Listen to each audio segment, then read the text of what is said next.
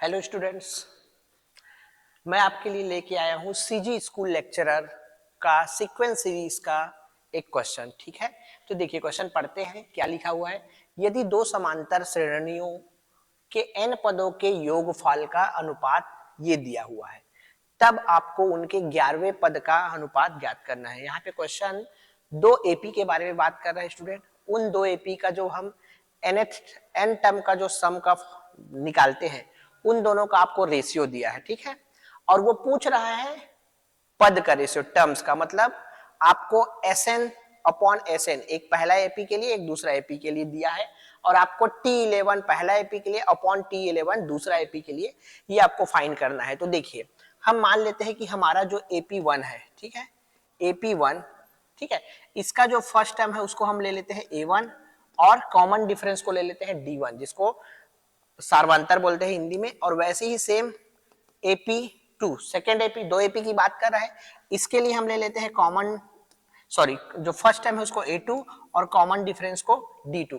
अब क्या दिया है और क्या फाइंड करना है वो हमको लिखते हैं। तो हमारा जो है रेशियो दिया है student SN, sum of n terms का फॉर्मूला है एपी का, इसको हम 1 कर दिए, मतलब हम फर्स्ट एपी का सम ऑफ n टर्म, ठीक है, और SN2, ठीक है, और इसका फॉर्मूला क्या होता है स्टूडेंट n/2, तो n/2 तो रहेगा ही।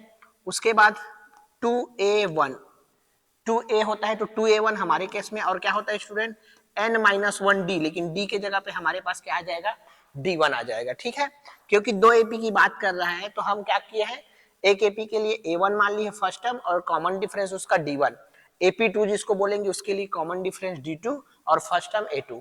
तो इसका क्या हो जाएगा एज इट इज n/2, और यहाँ आ जाएगा स्टूडेंट 2a2, है ना, क्योंकि सेकेंड एपी की बात कर रहे हैं, n-1 और d2। ठीक है, ये हो गया। ये जो रेशियो है उसको किसके बराबर बताया गया है, ये तो आपका क्या हो जाएगा, ये 7n plus 1 upon 4n plus 27, ये हो गया स्टूडेंट। ठीक है, तो यहां से तो दिख रहा है n/2 और n/2 कैंसिल आउट हो जाएगा, इतना स्पेस मैं छोड़ रहा हूं, ठीक है, अभी फिलहाल के लिए, ठीक, क्योंकि सिंपल तरीके से अपने को करना है। इतना कैंसिल आउट हो गया। अब देखो जो फाइंड करना है उसके ऊपर जाते हैं। सो नाउ आपको क्या फाइंड करना है, 11th टर्म का रेशियो। तो T11 हम किसका लेंगे, 1 का, और T11 हम किसका लेंगे, सेकेंड एपी का। और nth टर्म का फॉर्मूला क्या होता है वो मैं यहां लिख रहा हूं, किसी भी एपी में nth टर्म का फॉर्मूला क्या होता है, first term A plus n-1 और D।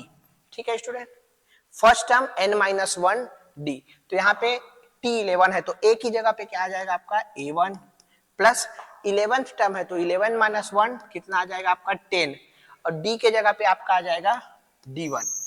एज इट इज आपका आएगा T11 2, तो T11 के लिए हमारा फर्स्ट टर्म हो जाएगा आपका A2, और फिर से 11-1 आपका हो जाएगा 10, और यहाँ पे हो जाएगा D2। ठीक है, ये हो गया हमारा इक्वेशन नंबर, फिलहाल 2 दे रहा हूं, अभी 1 मेरा इक्वेशन नहीं बना है, वो यहाँ से बनेगा। अब ध्यान से देखिए, ये वाला जो इक्वेशन है उसको उसके साथ कनेक्ट करना है। इसको देखिए student, 2a1 2a2 n-1d n-1d, तो यहाँ पे D1 और D2 टाइप चीज दिख रहा है, लेकिन हमको क्या चाहिए, A1 चाहिए बस।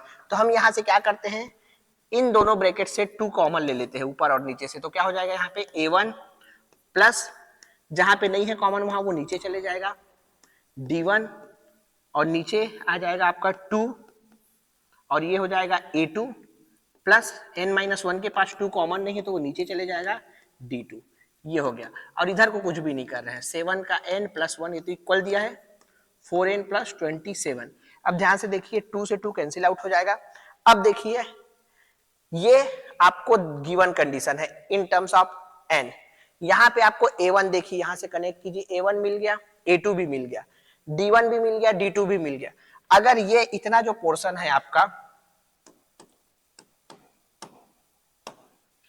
इतना जो पोर्शन है अगर आपको 10 मिल जाए, इतना जो पोर्शन अगर 10 मिल जाए तो ये एज इट इज आ जाएगा, और ये ज्यों का त्यों आ गया तो ये किसके बराबर हो गया, इसके बराबर। तो यहाँ जो हम रखेंगे n की वैल्यू, वहां से आपका ये T11 का मान हमको रेशियो में मिल जाएगा। तो यहाँ पे हमको 10 लाना है तो क्या रखेंगे, तो आप देख लीजिए 21 अगर n का मान हम रखते हैं तो 21 - 1 20, 20 में हमारा 2 से हम डिवाइड करेंगे तो क्या आ जाएगा 10। तो यहाँ पे हमको पता चला कि हमको n is equal to 21 sorry n is equal to 21 रखना है। n इज इक्वल टू 21 कहाँ पे रखना है? इस इक्वेशन में। ठीक है, इसको अब देंगे हम इक्वेशन नंबर 1। ठीक है, put n is equal to 21 in equation 1। तो आपका क्या होगा, और हम दोनों इक्वेशन को कनेक्ट कर लेंगे उसके बाद।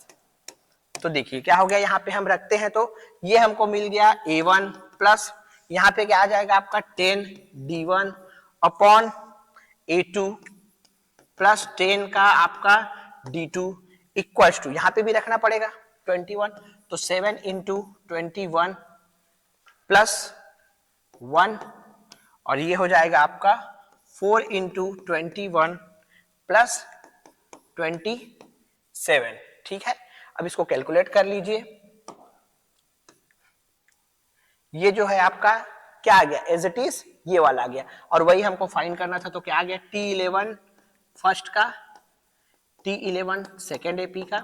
इसको कैलकुलेट कर लीजिए 7 और ये हो गया आपका 147 प्लस का 1 और ये हो जाएगा आपका 84 और ये हो जाएगा आपका 27। तो इसको टोटल करेंगे तो 148 अपॉन ये हो जाएगा आपका 111। ठीक है, 74111। अब आप इसको देखेंगे तो ये 37 से कैंसिल आउट हो जाता है, तो ये ऊपर में आएगा स्टूडेंट 4 और नीचे में आएगा 3। तो ये हो गया आपका 4:3। तो हमारा आंसर कौन सा है वो चेक कर लेते हैं, 4:3। तो ये हमारा हो गया सी इज द करेक्ट आंसर। ठीक है स्टूडेंट, तो इस तरह के क्वेश्चन के साथ और मिलते हैं हम नेक्स्ट लेक्चर में।